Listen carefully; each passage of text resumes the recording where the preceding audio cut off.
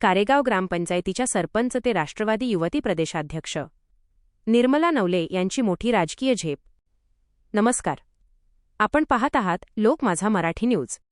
कारेगाव ग्रामपंचायतीच्या सरपंच पदापासून आपली राजकारणाची सुरुवात करून सोशल मीडियावर स्वतःची वेगळी ओळख निर्माण करणाऱ्या आयटी इंजिनियर निर्मला नवले यांना राष्ट्रवादी काँग्रेस पक्षाच्या युवती प्रदेशाध्यक्षपदाची मोठी जबाबदारी देण्यात आली आहे. राष्ट्रवादी काँग्रेसच्या युवती संघटनेत मोठा फेरबदल करण्यात आला असून संध्या सोनवणे यांच्या जागी निर्मला नवले यांची प्रदेशाध्यक्ष म्हणून नियुक्ती करण्यात आली आहे.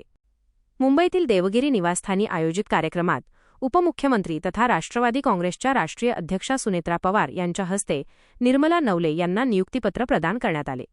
यावेळी पक्षातील वरिष्ठ नेते, महिला आघाडीच्या पदाधिकारी आणि कार्यकर्ते मोठ्या संख्येने उपस्थित होते.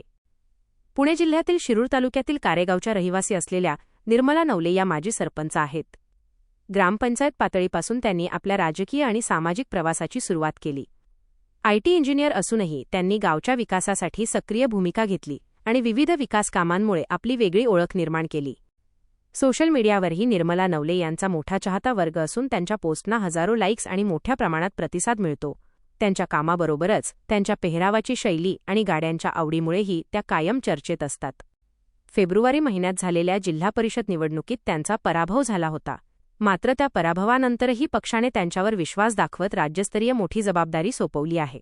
तरुण आणि युवतींचे संघटन मजबूत करण्यासाठी त्यांनी केलेल्या कामाची दखल घेत ही नियुक्ती करण्यात आल्याचे बोलले जात आहे.